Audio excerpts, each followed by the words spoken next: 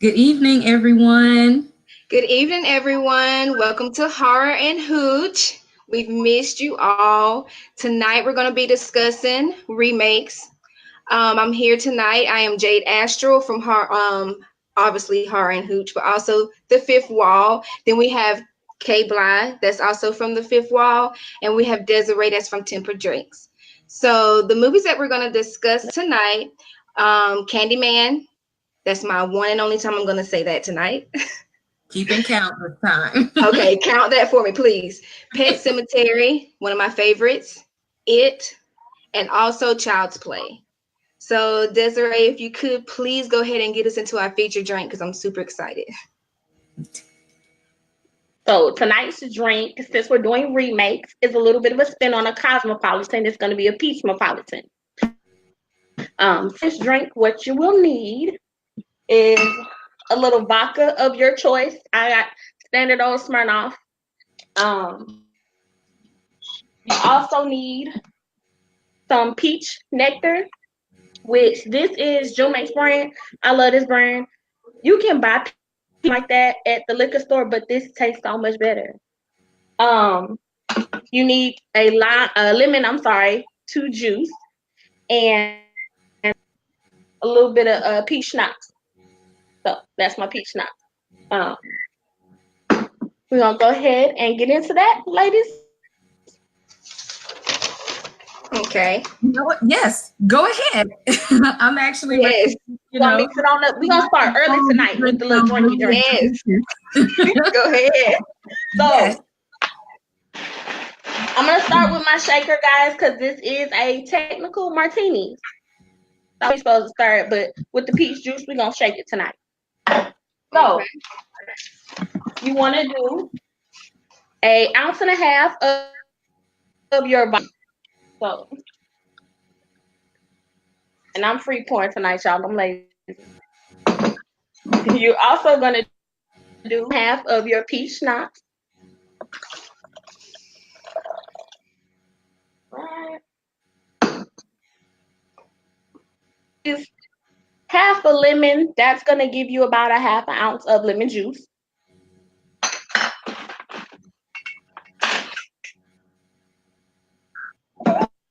Oh man, down. Y'all, I just committed the ultimate. I spilled a little bit of liquor. Oh no. We're gonna add a little bit more in there. And then a little extra for good measure. For good measure. Right. We're gonna make sure that's right. Hold on. All right. And then finally peach nectar. And that's gonna be about an ounce and a half. All right. You want to get a little ice. And that's gonna chill your martini, your peach mopolitan. And we're gonna shake that up. So you get a nice little frost on your shaker. I don't know if y'all can see that frost. And then this shaker I have has the built-in strainer, so you don't need a strainer tonight. That color is, I don't know if y'all can see that. That is my peach mopolitan. And then we're gonna top that off with a little peach garnish, just for flavor. Girl, you fancy.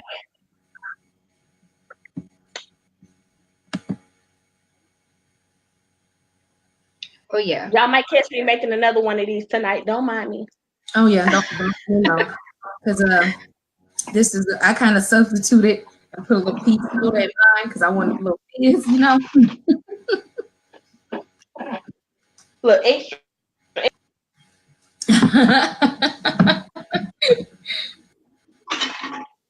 All right. Okay, so while we're enjoying our drinks, I want to go ahead and get started into one of my favorite remakes. Is It? Yes. I started out being acquainted with it through the novel. As a kid, my mother was a fan of Stephen King, so it kind of like rubbed off on me, you know, grew up in the country, nothing to do. Mom's not going to take me anywhere, so I'll go read some of her books. And I felt as though it was a challenge because that book was like almost 400 pages. A lot of Stephen King are really everything that. Stephen King thick. Yeah, you got to kind of be committed when you get to like real thick. That took me an entire summer to read that book. But the cast within itself, what I enjoy is how they give you that full evolution from where they were children, breaking down their different fears, all the way up until they became adults. And my favorite character, Mr. Pennywise. What I enjoy about Mr. Pennywise is how he takes their fears, but at the same time, like intertwines comedy in the midst of it. Like, I don't know if y'all got that from watching it, but how did you feel about some of the characters? I know I talked about Pennywise. What's one of your favorite characters? I like the one who lost his little brother, because he kind of had a reason to pursue things, because he kind of felt like his brother's accident was on him, and like he really felt strongly about he has to find out what really happened to his brother. He's just like, it couldn't have been just what everybody thinks it is. There has to be more to it. And wasn't he the one that that stuttered too? Yeah, his name was Bill and his little brother was Georgie. Mm-hmm. And so, like, what happened was, Bill was sick that day, and Georgie wanted to go outside and play. He enjoyed little ships, and his brother built him one. And so the little ship's just floating down the sidewalk into the sewer. And up pops Mr. Pennywise. But yeah, that iconic. I was just gonna say that the iconic scene of Pennywise in the with all the memes, like, what does it take for you to go down there? You pay off my student loans.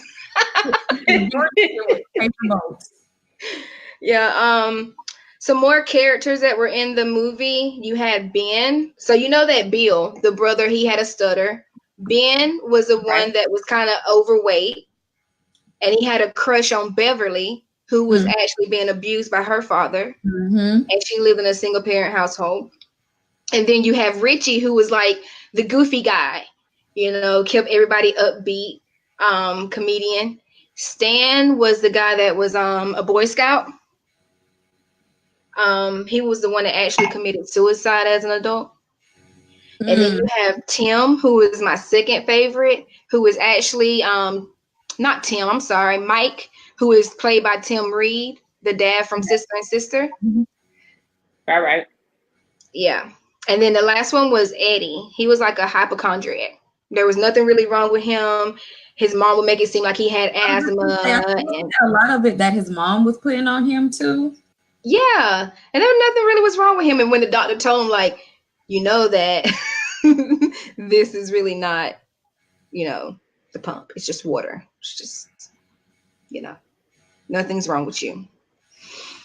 The remake, they had a remake in 2017, and then they have another one coming out this year. I feel as though 2019 and 2020 is the year for remakes, and hopefully they do right by them, because they're picking some big ones to remake. I mean, It, Child's Play, Candyman, Pet Cemetery. Within the end, which part did you guys like best? Did you guys like the beginning with the children, or the end part with the adults? I think that's hard. What did you say, Desiree? I think I like the beginning with the children best, because sense, and they were so naive and young, so it was like the true character. When they got older, people were trying to hide things, people had real emotions about stuff, but as children you saw everybody real feeling. Well, see, the original, the adults better, because I always like to see how stories progress. Like, how do these people end up in their adult life? And you see, one of them, went on to be a horror writer. And I'm like, I thought that was interesting to see where life took them. But with the remake, I like their version of how they told the story with the children. What? That one's was really terrifying. Scared. It was it really scared me. Right. And I'm like, I want to know why I don't like clowns. Version a lot. Well, which one did you watch first? Did you watch the original or the remake? Oh, of course, the original. Desiree, was it the original for you as well? As a child. As a child, exactly. Yes. I was not shielded from these horror movies as a child. If my mom was watching Stephen King movies, I was right there watching them with her. No matter how scared they were, I'm like, I wasn't one of the people that had to like do this or cover my eyes as a kid. I'm just like, like, what is he gonna do? He's down there. What's gonna happen? Really sitting in and taking in the whole story. I'm like, that's why I'm like the way I am now, that I love horror, because I was watching it so young and I was really into character development and into how are they going to tell this story. I was really thinking about these things as a child, you guys, like in real life. I think the out of the kids and the adults, I like the children. I like how it showed you what was their fear as well as what was the weakness and their strengths. When they got together as a group, when they were separated. And then that's the original, but on the remake, what I liked about the remake is how they actually showed you blood. They actually showed you the children dying, getting harmed. It's not like, oh, okay, I'm just gonna come and spook you a little bit and I'll let you live. I'm just gonna toy with you a little bit and I'll get you whenever you grow up. They weren't holding back. None. But what they messed up is when they separated. They should have stayed together, because when they were a unit, they were able to, harm him a little. Together. Yeah. Is what I think. So that's where they messed up at. And speaking of children, one of my favorite movie franchises, Child's Play, is going to be remade yet again. But I guess again, the first real remake. I guess you could say all the other ones have been sequels. Yes. I think this is the first retelling of the story from the start. In the original, little Andy,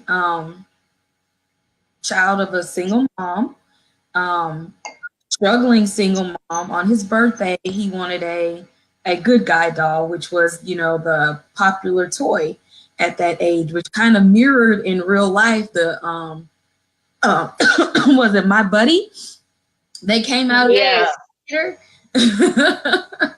So, and for Andy's birthday, he wanted a good guy doll. Like, he had, the pajamas on or whatever for his birthday, but his mom really couldn't afford it.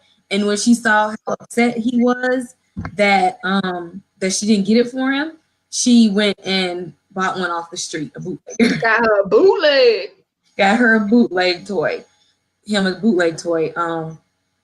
It didn't matter because, of course, it made no difference to Andy. He just wanted the good guy doll.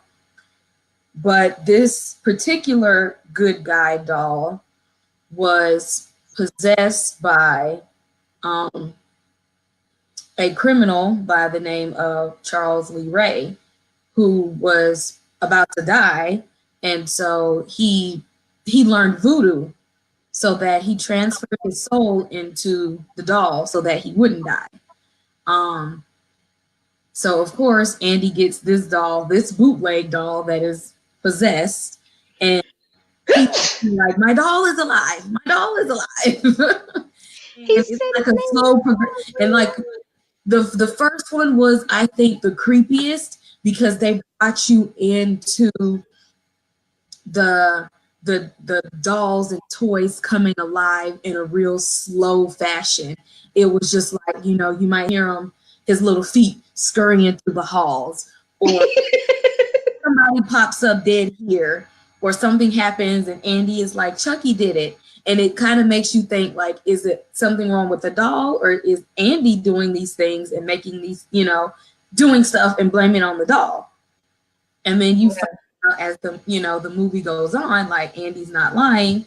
It is the doll. And I love the way that they introduced the fact that the doll was alive when the mom grabbed the doll and she turned him over and checked him to see if he had batteries in him. And no batteries, girl. No batteries.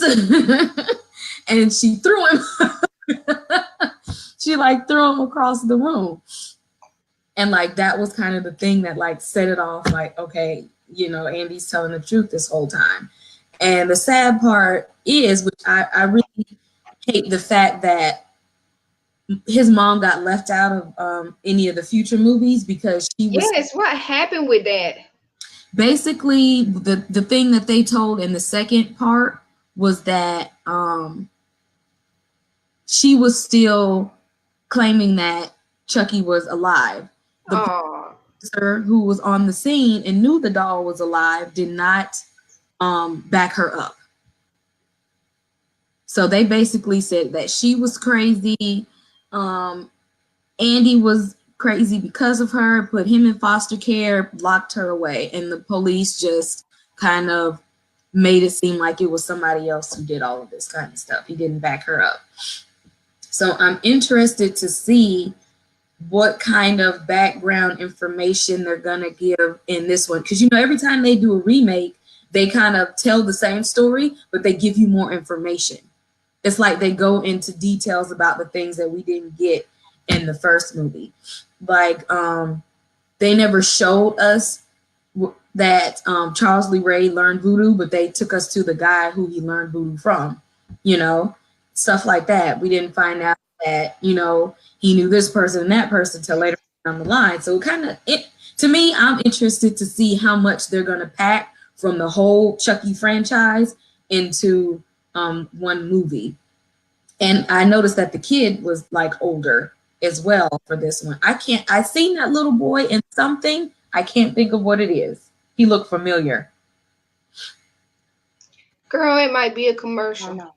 I'm like, I seen that little boy. I'm like, was he in Stranger Things? No, he looks like one of the little boys from Stranger Things, but I can't be for sure. I'm not gonna say, but he looks like. Now you're gonna have me looking again. I know. I'm gonna have to Google it just to see what shows or movie he came from. I'm not, but real. I'm curious to see. And then, like, if you watch the trailer, like when he opens the package, you see like a laser beam at Andy. And I'm like, I want to know what that's about. I wonder if like Chucky in space? No, like got some special powers. Yeah, it's like he got like special powers. Like he opened the package and it's like he scanned them. I'm like, that's different. So are they gonna stick with the voodoo element, or are they gonna make it seem like it's like he's alive because of technology? Like maybe my elephant. Yeah, or you know, artificial intelligence, you know. So I'm real curious to see about that remake. And another one that's on the rise, Jordan Peele has decided to make that dude not Candyman. That's who I won't say it no more. That's twice we won't say it no more. So yes, I'm excited about this. And you guys know, if you watch the last live or you listen to the last podcast, I did give you a whole Candyman spill. I'm sorry, 3, no more. But I'm not going to go as in depth into the storyline as I did last time. It's a movie. The premise of the movie came out in '92. It was probably one of the first Black I had seen in a horror movie. And Tony Todd played the lead. He was He Who Shall Not Be Named Again. And the premise of the story was, originally he was in love with a white woman back in the day. He was the son of a slave and he was a painter. The family of the white woman was upset to get him with the clan, covered him in some honey, which is where the bees come into play, and left him to die. They chopped off his painting hand. Fast forward to the future, there is a young lady doing a study for her college on urban myths, and she heard about this legend in the city of Chicago, and she decides that that's what she was going to do her paper on, and that's how we end up having him incarnated back into the present day, because she goes into her bathroom and decides to summon him by calling his name 5 times. And he shows up and there's plenty of bloodshed. So this movie is getting a remake, and I'm going on rumors, you guys, because this doesn't come out till 2020 June. A lot of things can change between now and then, but the little bit of research I have done, of course, is being produced by Jordan Peele, but not doing the directing on this one. It's a young lady named Nia DaCosta. I am not familiar with Little Woods, but that is her credit right now. Let me go and look that up and see what that was all about. But she is directing, and rumor has it that they have chosen, this is made up, Yahya Abdul-Mateen II. If you saw Aquaman, he is Black Manta in Aquaman. So that is he who shall not be named. In the beginning, they said it would be Tony Todd coming back, but they didn't go that route. But you know, he gets old, so yeah. Right, that's what I was thinking. Like, how y'all gonna play that? He's old. So Girl. I'm not sure what direction they're going with this story. They haven't quite released too much information. I do know that instead of a young woman doing a paper, we're supposed to be getting Stanfield as the gentleman who ends up summoning Candyman. And if you don't know who that is, if you watched, Jordan Peele's first movie. Did I say it again? Dang. You know what, Desiree? Let me tell you, I'm done.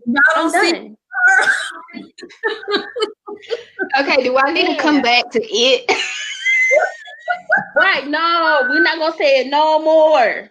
But if you watch Jordan Peele's first movie, Lakeith Stanfield is a gentleman that went missing. I love him. That you see, I love him. Mesmerized in the sunken place, and he's supposed to be in this movie as well. He's who's summoning he who shall. Oh, I did not know that. That makes me even more excited. I love Lakeith. I had to dig for these details. But they're not giving any as far as what's going to happen with the storyline. So I'm excited to see if they're going to have to put a twist on it. I just can't see them doing a solid remake about. So I'm excited to find out what that twist is going to be. And if I find some more tidbits and tabs with my digging, I will of course keep you guys up. It don't come out till next year, 2020, June. Oh, I can't wait to see some. You will get the info. And how it builds. I hope that the guy, because I haven't seen Aquaman yet. I'm a little late on my DC movies because I'm all focused in Marvel right now. So I'm a little late on some of my DC. Okay. I hope that the guy gives that creepy factor like Tony Todd did, because his voice was creepy. Like he brought that. True. Just listening. He did have that rasp to it. Just like when he was in Final Destination, he just had this kind of aura that brought you that creepy and eerie factor. So I hope the guy that's taking his place gives us that presence of like you don't want to say his name, you don't want him appearing because it's not going to be good. But at the same time, you want to cheer for him, It's like, and then the reason, but I'm cheering for him anyway. And the reason I'm so curious about this storyline is because apparently Lakeith Stanfield's supposed to play. So that's the story behind who shall not be named. So I feel like it's gonna be more of a inspirational looking up to this guy versus, oh, I'm frightened of him. What have I done? Like I feel like it's gonna be some kind of camaraderie in that with them both. I need to, Okay, I didn't But even I'm look not. at it. yeah. I kind of want to look that up too. And I'm following Lakeith Stanfield on Instagram because I like him so much. He's so weird that, and I just like. But he makes everything great. He does. I like weird. Yes. And he just seems like he just has like this really just, I don't know, exuberant spirit. So I really hope that he's a part of that and he brings a lot to that remake. What else comes out soon? Oh, what comes out very soon, actually next month in April, Pet Sematary. Mm. You know, the original came out in 1989. It's about a family. Was somebody a doctor? The father was a doctor. Yeah. Yes. They And moved to go like ahead. yeah, they moved to like this this little, you know, country area. And one of the patients of the father died. I think he was in an accident and he passed away, but his spirit kept looming around the father as kind of like trying to be there to Like help a guide. warn him of things, even though the dad kind of saw him as he keeps getting his mistake tossed at him because he was a patient that he couldn't save. In his mind, it's just like, you know, he keeps seeing his mistake all over again. But the guy was really like, I'm trying to be here to help you.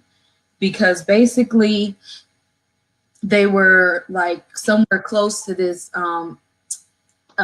burial ground, this burial ground. Indian burial ground. Yeah, the pet cemetery. And the legend was that if you buried something there, they would reanimate, but they wouldn't, because everyone knows if you come back from the dead, you're not going to be the same you were when you were alive. People kept and putting stuff in this pet cemetery. Anyway, I actually seen a pet cemetery in real life one time before, and I'm like, why would people do that? Well, Hey, don't judge because we had to bury our family dog last month, and she we had her since 2006, so she really grew and became part of the family because we were the same way. Like, it's an animal, you know, pet, but then over a period of time caring for the animal, you know. So I can understand. it's like a child. Huh? But my dog ain't going in no My pet first cemetery. child was my dog. No, let me tell you, my dog is not going in the pet cemetery. She's crazy right now. I don't want her coming back worse than she is. I might not do a cemetery, but I'm definitely gonna do a funeral service. No, I'm not putting her nowhere where she can come back and haunt me. Well, I understand, you know, that's creepy with a pet cemetery with other people's pets, but I would bury my pet. Yeah. You know. With Pet Cemetery, what I thought was so interesting is how the dad knew the risk. He was warned not just by the ghost, but also by the neighbor about, you know, what could possibly happen. Because the neighbor gave him a whole rundown of a story of someone that had buried a loved one and what happened. And first he buries the cat because the cat dies. He sees how the cat is reacting, right? But just look crazy. Didn't even look acting foolish. But then you decide to bury your son. Okay. Oh, and that was so sad how Gage died. Oh, like his shoe just went up in the air. You know, in the remake, they gonna show it for real because you know how they always make it so much worse in the remake. Oh, you want to know what they're gonna do? Like that's gonna be really worse. And the scariest part is when he cut the Achilles, and he's like, "No fair." When he cuts the old man, Yeah. and he's tripping. Like he's Right. that's the reason. I'm Y'all, that's the reason why I look under my bed and like under my car when I come. He slipped them ankles. But you helpless after that. Yes, I understand. You helpless after that. Where you gonna run to? With what?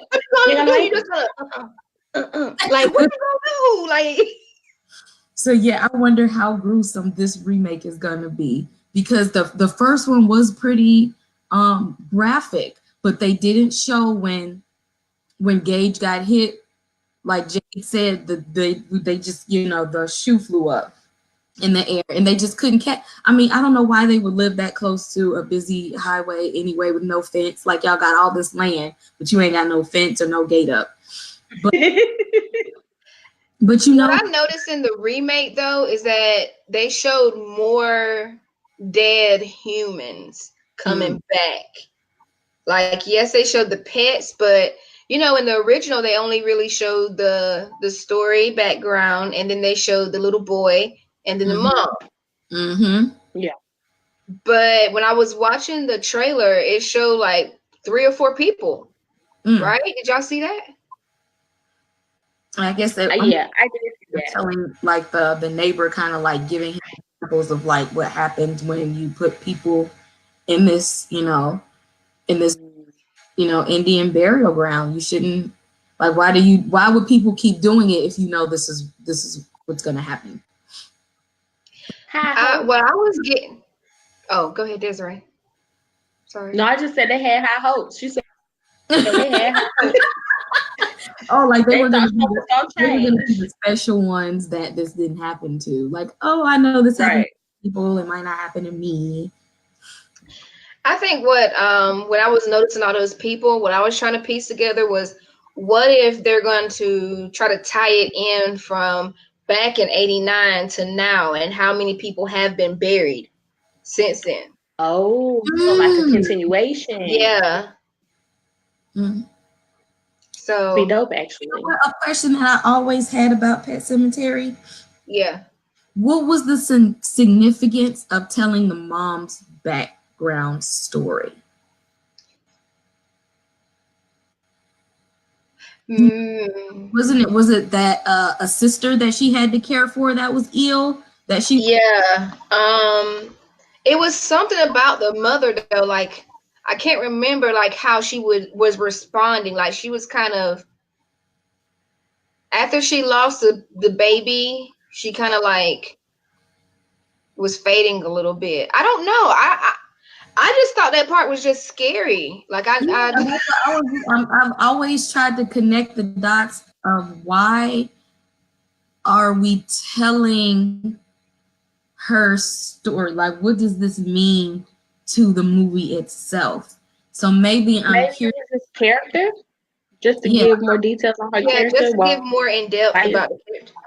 But you know what? That might be one of the things that work better in a book, because always in a movie when there's like loose ends that you don't understand in the book, if you go back and read it, it makes more sense, and like the story connects more. So you know what? I might actually just have to either read it or talk to someone who's read it, because I'm pretty sure that story was formed better in the book, so I could see like why was her background story so significant to tell. So it might have been a really big part of the story that we don't know about.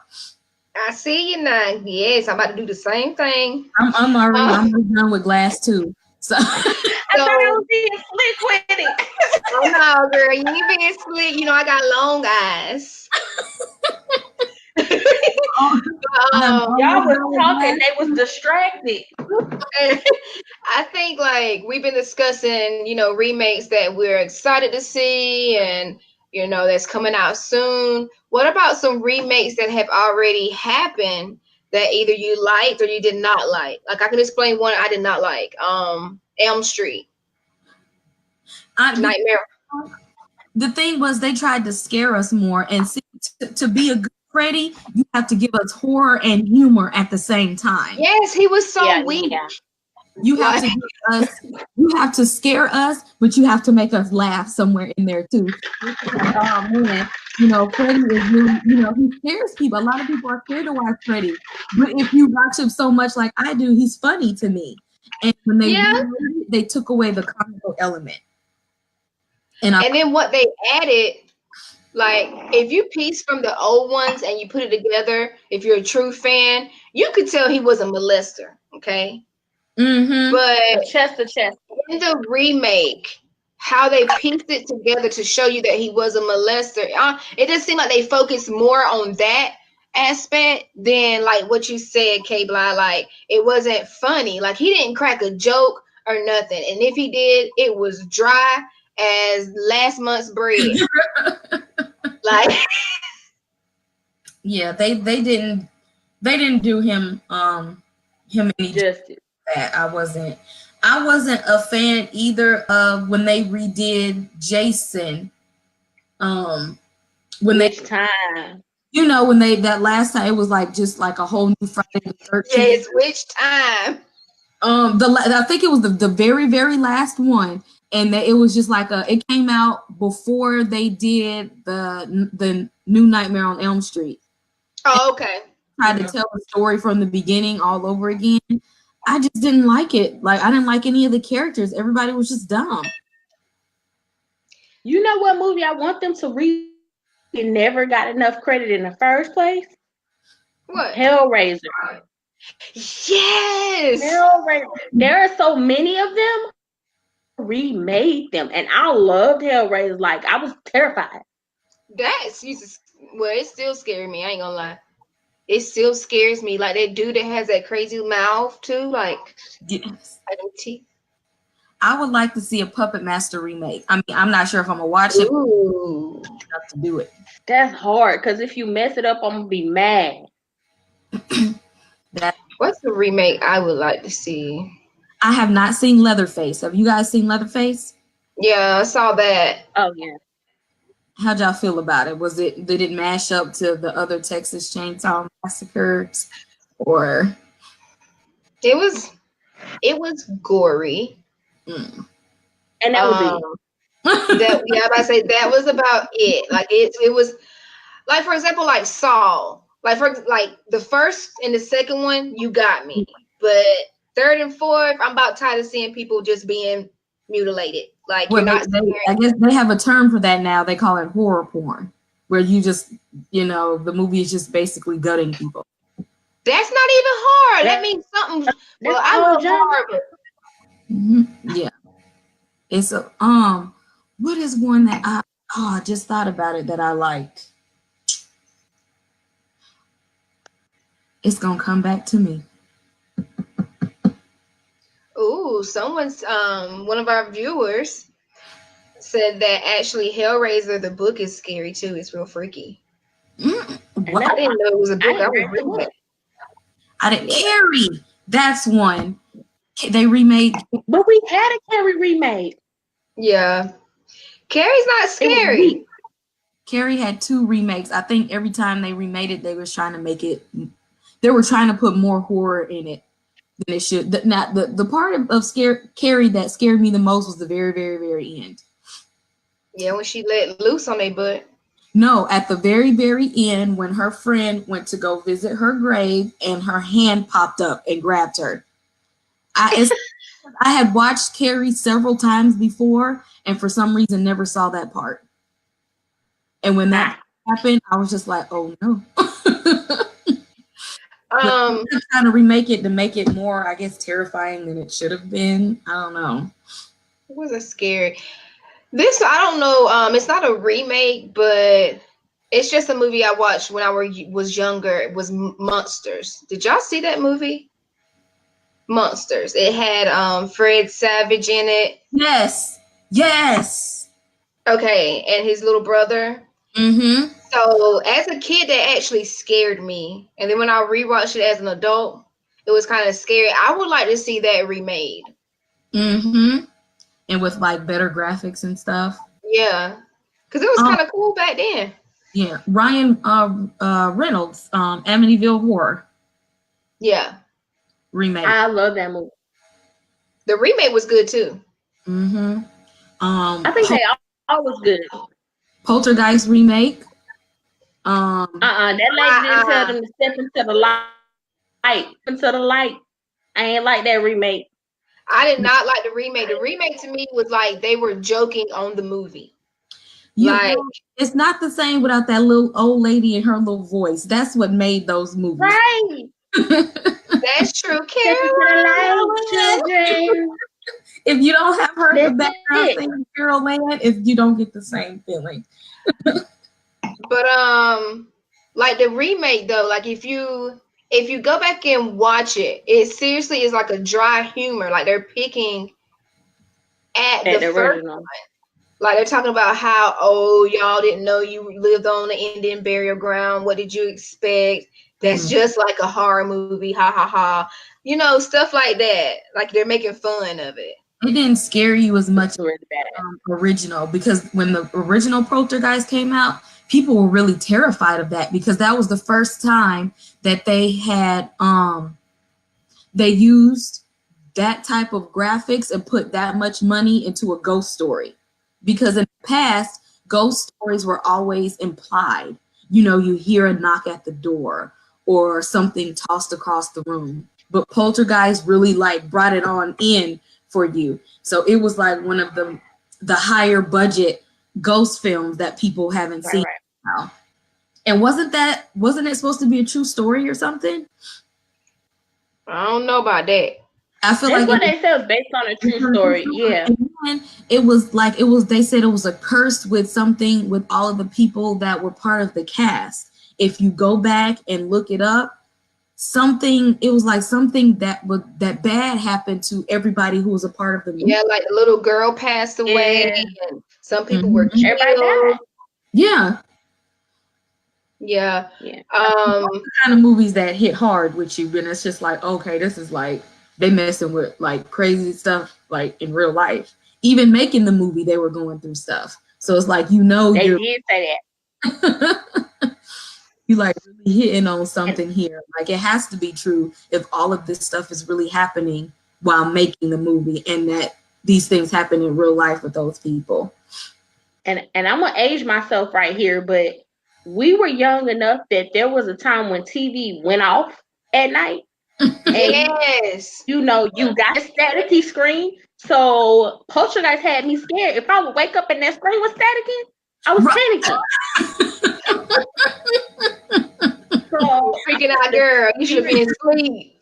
It's like, I know. It's like, is something gonna come on the screen or not? Because I need to cut this off, you know. And I think they started, you know, I think were the times where you could set timers for the TV to go off. Like if you fell asleep, you woke up to that shh, you know, of the night. Right. And if you watch too many horror movies like me, that was like not a good thing to see in the middle of the night. Well, what do I want to talk about? Was there another remake? I'm trying to think. Oh, one thing I didn't mention on it that I really appreciated on the remake is they didn't just show the monster, but they also showed how the people were really floating. Because, you know, like in the original, he was like, we all float and you'll float too. Mm-hmm. They never showed the people floating, but in the remake, they actually showed the people just floating in the sky. Yes. You'll float too. And see, and that's why I like that version. I like the remakes version of the children's story better than the first one. Don't get me wrong, I like the first one, but I feel like this remake did so much more with telling the story of the children and making it like Pennywise was really creepy. Like he had some points, and I watched that movie by myself. No more creepy than he already. The first one was not as, to me, he was not as scary. Like he scared me in certain, you know, things that he did, but he was funny. In the second one, he had like a, I don't know, like a psycho type of humor. Yeah. Like it was really sick. Like he actually took Georgie's body and, you know, made this whole image of that it was Georgie to scare Bill. Little Joy just said it talking about you float too, you float too. Like, how would you react to that? That would scare the living daylights out of me. Exactly. I feel sorry for any kids that watch that one because like I said, I watched the original when I was younger. I probably, if I watched the new version as a child, would have nightmares because that lies with something serious. Like, it was one part when somebody's arm like had got chopped off, and like he just holding his arm up, like they showed George's arm being, and that face that he made where his it became when he was looked like he was about to eat someone. I'm like, that was creepy because yes, the first one is like his teeth got sharp, but that was it. And this remake is like his whole face kind of like formed into like this jaws, and I'm just like, oh, this is like.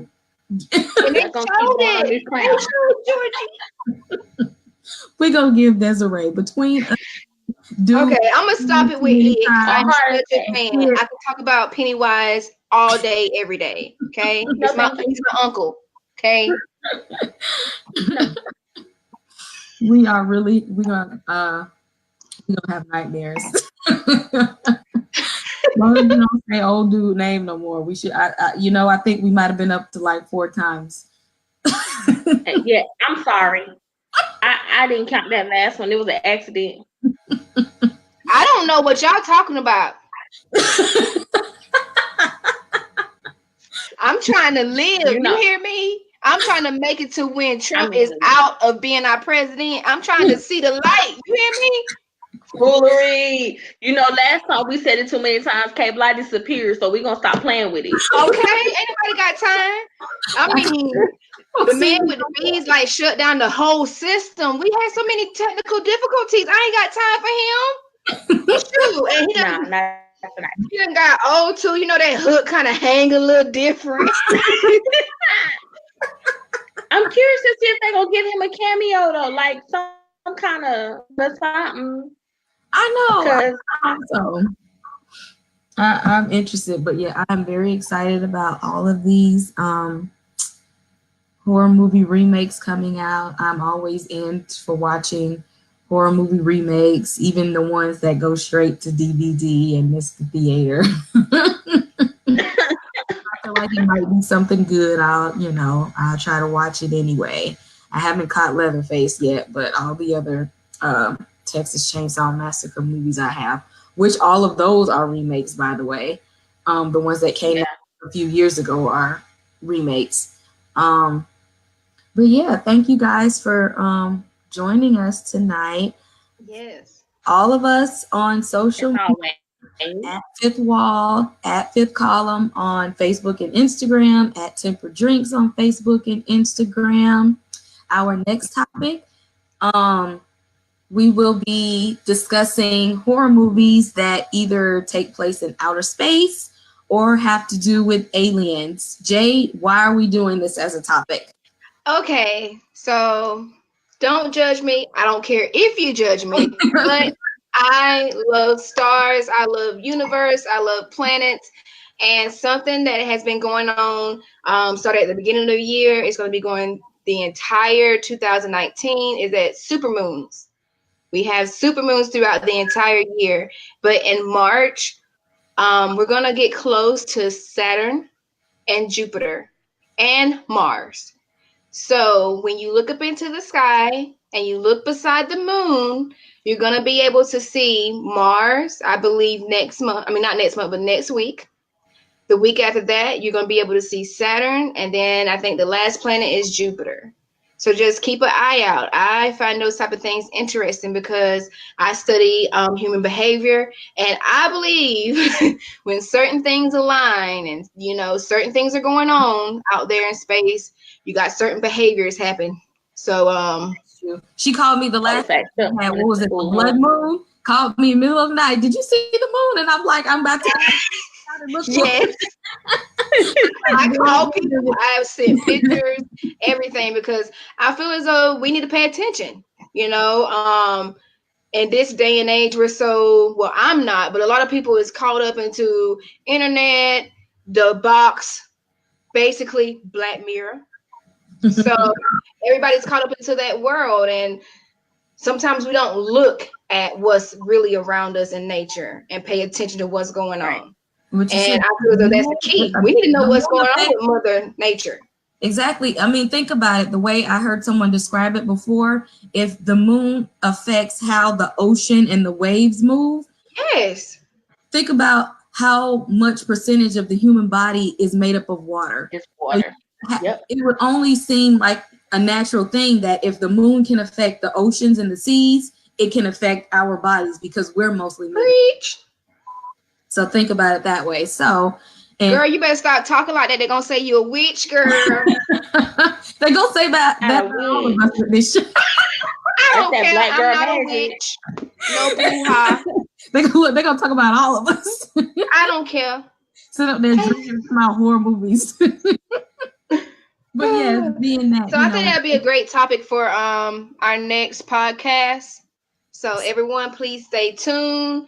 Audience, feel free to leave us comments, like, share. Let us know what you would like us to talk about in our next podcast. We're always looking for those. Yes. So feel free. And we always appreciate you all stopping. Yes. Tell them drink again.